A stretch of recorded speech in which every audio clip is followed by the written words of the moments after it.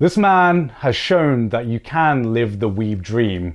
You can go out and make your own anime. All you need is fame, a shit ton of cash, an international music producer, backing from some anime studios and companies, and a great vision with a burning passion. Easy, right?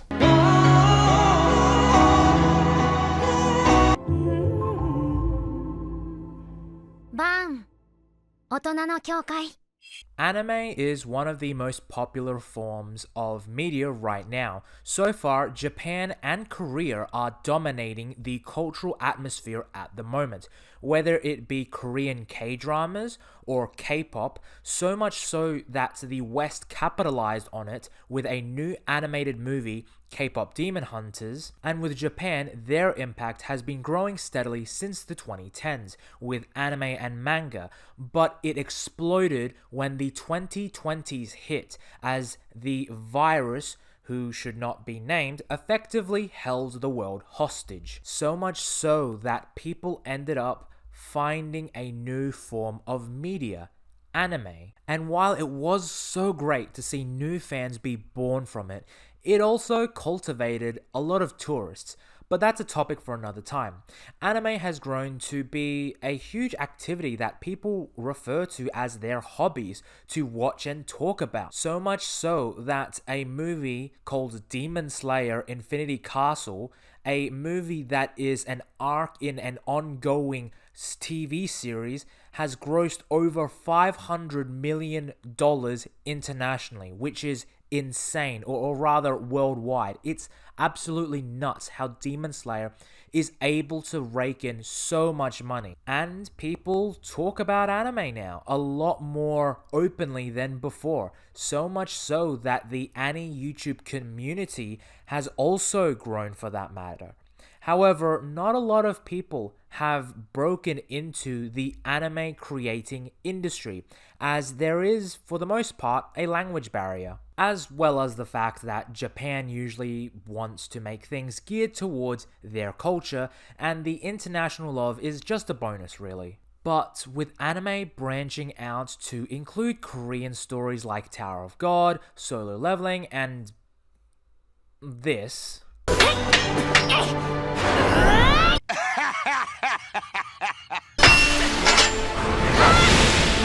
Oh wait, you serious? Let me laugh even harder.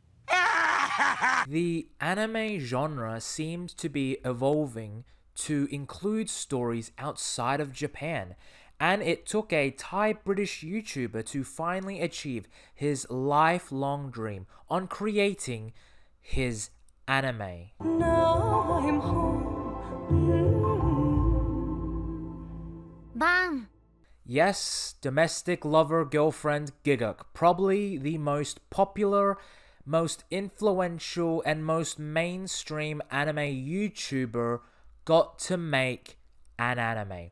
And yeah, to tip my hand, it's pretty fucking great. Now, admittedly, it is essentially an episode-long short film for anime, but you can tell that a lot of care, effort, and money went into this anime. My only problem with this short film is that because it's 18 minutes, it's so packed with world building, it can be a little overwhelming since this is so ripe for an animated series or a full-length theatrical movie for that matter. But let's cut the side chatter and dive straight into Baan. But before we continue, why not hit the subscribe button and ring the bell icon? It really helps with the channel and keeps me going. With that, let's get on with the video. The film begins with, ugh, really Gigguk? Look at you shilling your Baan anime merch. How vain. Ugh, Gigguk presents. Look at this man. How... He's now telling us he's the one who made it. Ugh. Who does he think he is? A popular YouTuber or something? Who the hell is Gigguk Plus and Studio Daisy? Ugh. I bet this is gonna blow.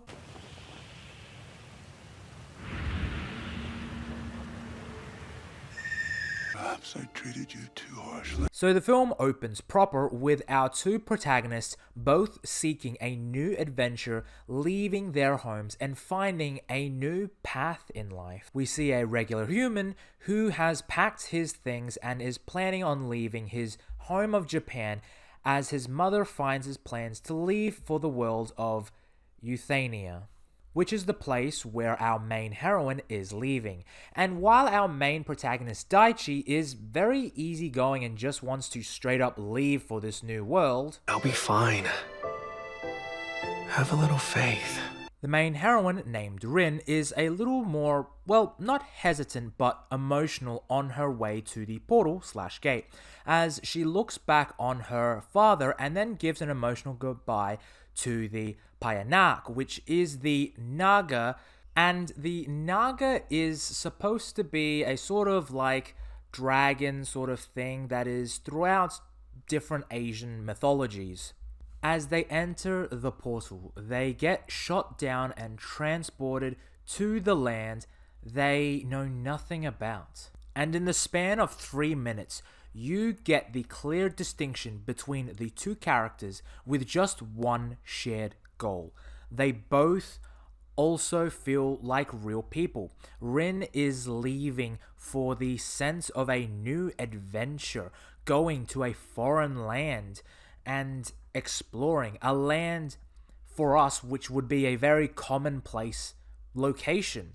Whereas Daichi, who again is leaving for a sense of adventure, but is also leaving because he is fed up with his day-to-day life. Rin has a father and a friend who she has a really great connection with, while Daichi doesn't seem to have the best relationship with his family and doesn't seem to have a lot of friends, as all Daichi did was get up, packed the essentials, and left for this new world.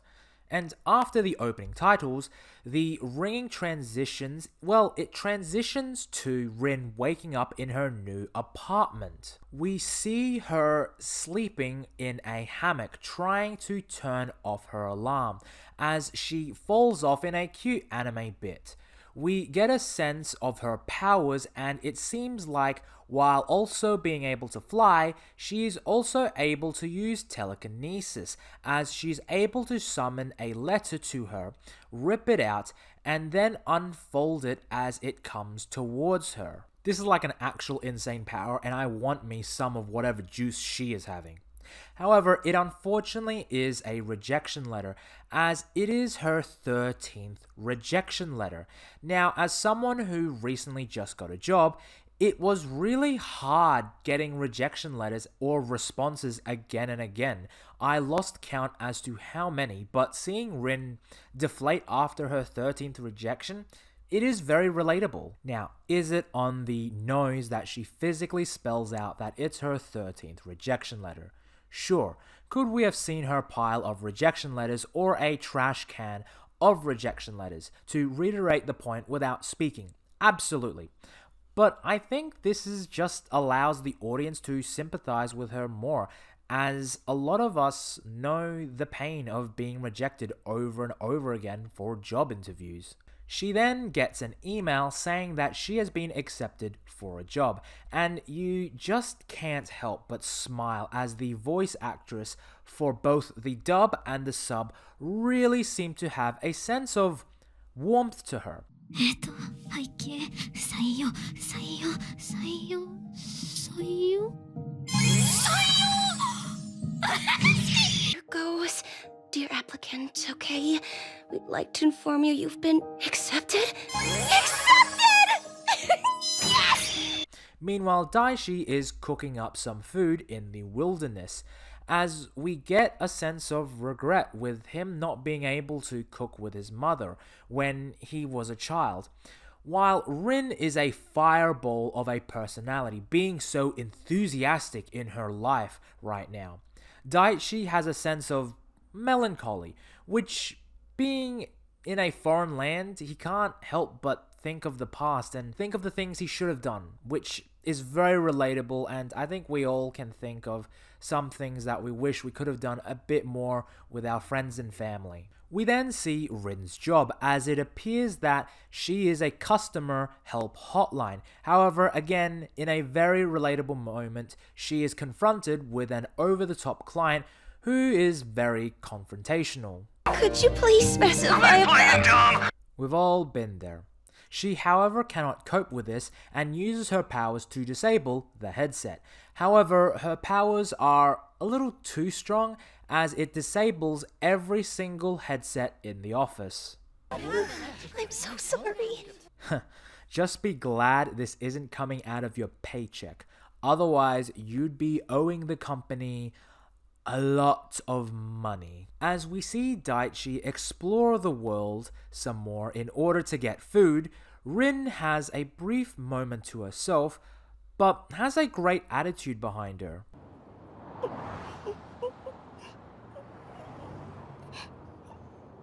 All right. I needed that. It was only day one. I'll do better tomorrow. It seems she's all right for now. Now, we don't know who this character is yet. However, we know that they are the same race of people, and she seems to know Rin.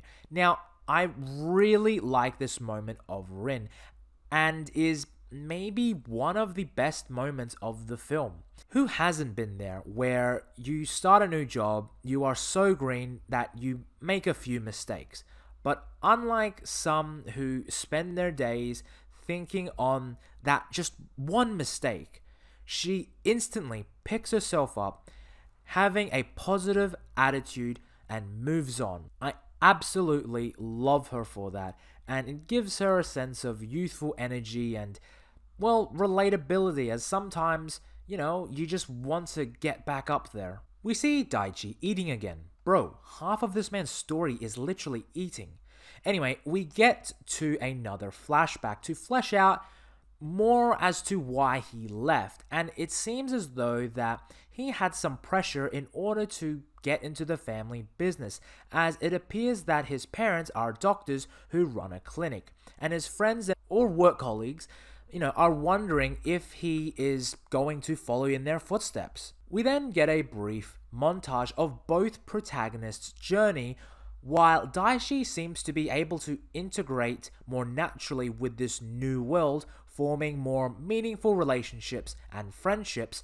Rin has no magic sign posted up, so she's unable to use her natural talents at all. She is struggling at work, and her friends are, work colleagues, where she doesn't really hang out with them as much as actual friends, as her friends have gone back to their home, as they message her if she will be going home too.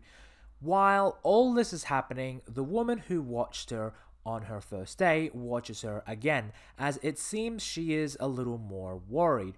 Also, as an audience member, I think it's reasonable to conclude that this woman is the same one who we saw in the montage with Daichi. We then get the most important sequence in the film, as after we see some beautiful animation and Daichi witnessing people offer food to the Bâan, we see Rin flashback to her past, as she appears to be some kind of priestess. During the scene, the Bâan gives birth to an egg, as Rin's mother gives her the egg as her fellow race of people defend her from these creatures wanting to eat the Bâan's egg. As Rin escapes, we finally see the connection between Rin and Daichi. On that day.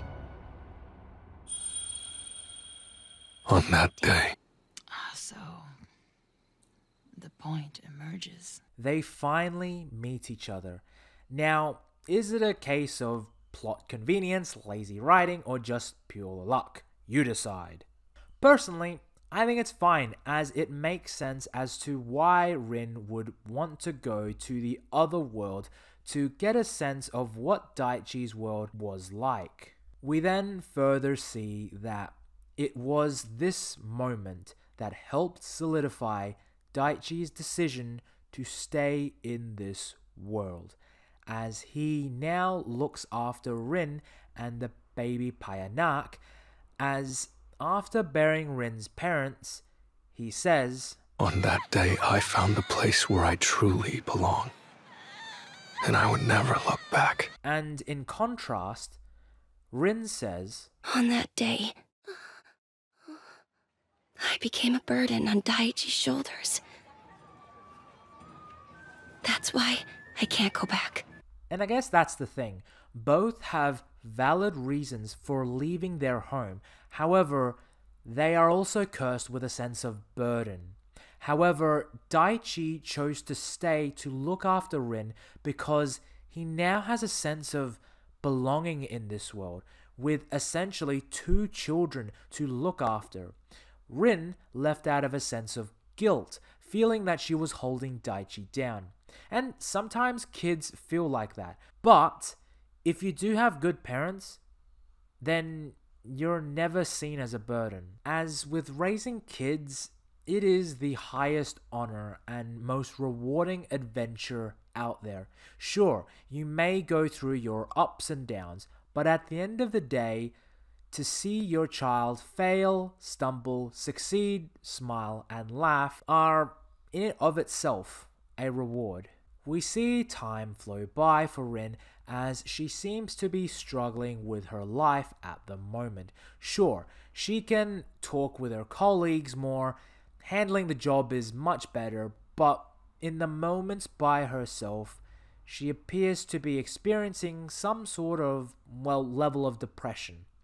As comparing her first time cooking to her later time cooking, she appears to be, she lacks the spark of the adventure when she first came on this journey. And I think we've all been there where we have to put on a smile in front of others when you are not living up to what you feel like is your potential. However, in that brief moment, she is able to express herself, to be free and use her powers to form an actual smile on her face instead of the performative one in front of her colleagues.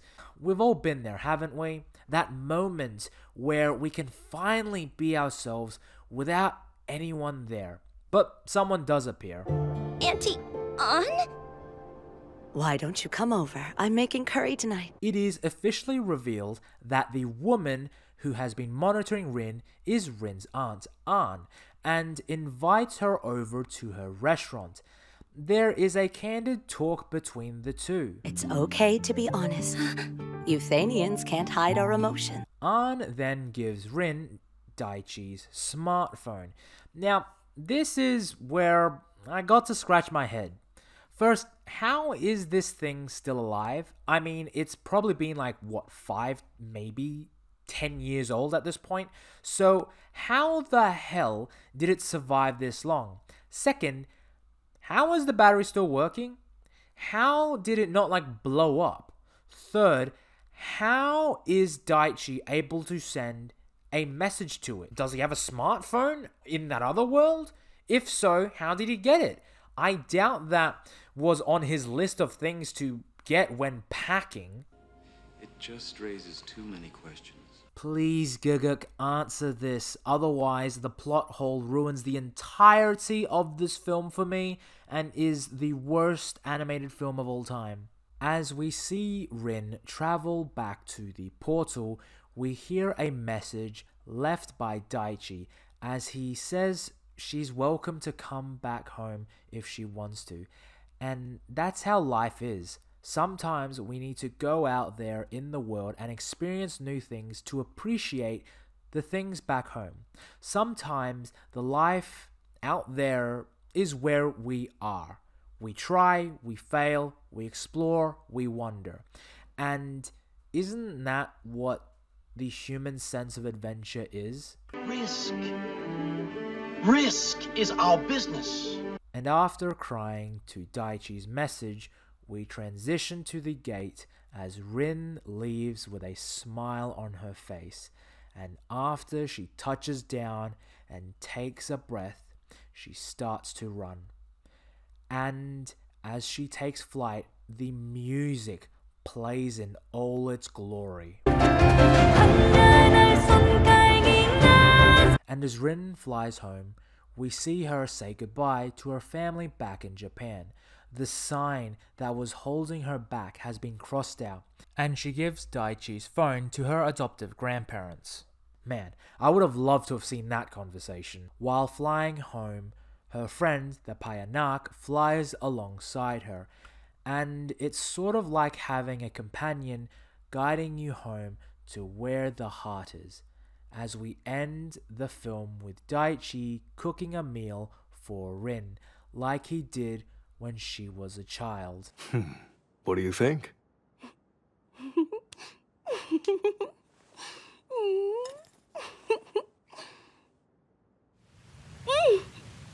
It's the best!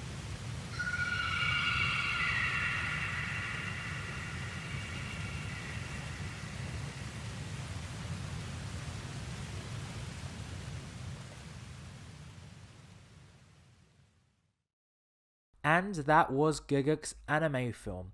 It is an emotional short film that illustrates the struggles people have when moving to a different land.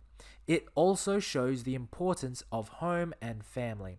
It is a really great anime short film that I do kinda wish it was longer, as the world building of that fantasy world is so rich with potential. I would have loved to have seen more of Rin's life, seeing her slowly lose her sense of excitement of this new world, wanting to go home, seeing Rin talk with Daichi's parents. What was it like with Daichi raising Rin?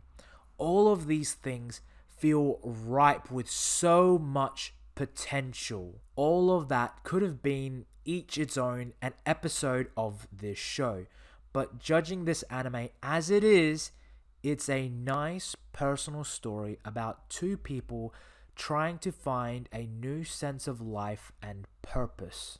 And while one was able to thrive and prosper in the new land he moved to, the other needed to leave home to realize the importance of home and that they weren't a burden on their family. It's a beautiful story that is able to convey so much in so little time. The visuals in the anime are freaking top tier. There are so many gorgeous shots in this, and man, I really love it. The director is a damn genius. It really shows the skill and artistry behind the talented individuals who made this. The same can also be said behind the cast. Both the dub and the sub actors did fantastically well. They fit the roles perfectly and really convey what the characters are meant to feel in those moments. While having great visuals is one thing, having an amazing cast to breathe life into the characters is a really important thing to accomplish, as a bad actor can taint the end product. A big surprise for me when it comes to the anime is the music. Good God, the music. I would play it, but I'm afraid I might get hit with a copyright, so just go watch it and experience it, as the music has a sense of epicness while also a very personal touch to it. It is able to convey every bit of emotion in the score. I absolutely loved it, and I would love a freaking separate physical CD of the soundtrack. It is so good. But the mastermind behind this, Gigguk or Gant Maniatafo, really cooked when it came to the world building, character writing, and story. What he was able to accomplish is amazing, and in certain moments or lines of dialogue, they both have, well, double meanings on multiple viewings, which adds to its replay value, which really gives this rewatchability when it comes to this film. I'll be fine. Have a little faith. Well played, Gigguk. Well played. Man, now I really want Gigguk to head an isekai series. Although, knowing him, the title would be, I was transported to a new world and became the ultimate badass Riz King who only dates my stepsisters since we are not blood related, so it doesn't count as incest. Trademark included. All jokes aside, Gantz, you really created a very unique and captivating anime. Congratulations to you, the director, the cast, and especially the crew who were able to bring your dreams to life and to come true, to create an anime that will potentially stand the test of time in the years to come. I give Baan the highest honor I can give a film. A 0 beers out of 10. It is a definite sober watch. This film is packed to the brim with so much detail, care, and attention. Man had a chance and he took it. Enough said. A fantastic, truly great anime. Thank you all for watching the video. If you liked the video, why not click the like button and comment down below your thoughts of Baan. Did you like it? Did you love it? Did you hate it? Whatever your thoughts, comment below. And if you haven't seen it, I left a link to the video in the description and will do so in the comment section also. With that, everyone, take care and have a good one. You just need to hit him with one of these. You can come home whenever you feel like it. Alright? 私たちと夏男は家族なんだよ。そういう関係になっていいと思ってるの？ I've been waiting for this. Oh no! The ultimate technique!